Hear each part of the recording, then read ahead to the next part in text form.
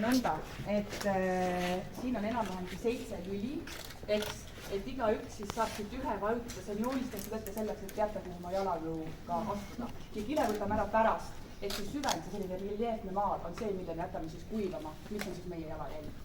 Et alustame äkki siis kooli, mis sina võid alustada siia, et selline nagu kõrm toetus just. Niiviisi. Siis saab järgmine tulla. See võis tugevamini vajutada. Võib tugevamini ka, vaat see kontsareli ja mida taga. Vot nii. Palume edasi. See on tegelikult küll selline sümboolne ka meil, eks. Võib julgelt tugevasti, jah. Niiviisi. Kõigil on igavad jäljed. Võid astu peale. Oh, no nii. Just.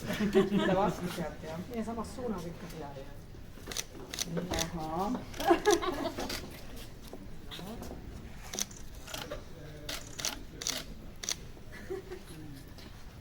Ka palju.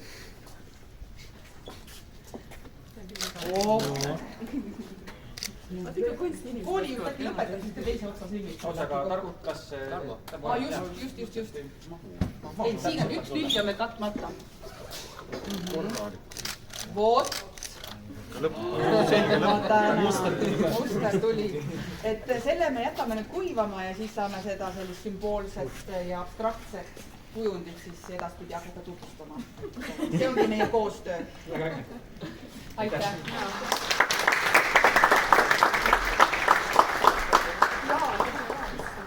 Nüüd ongi aeg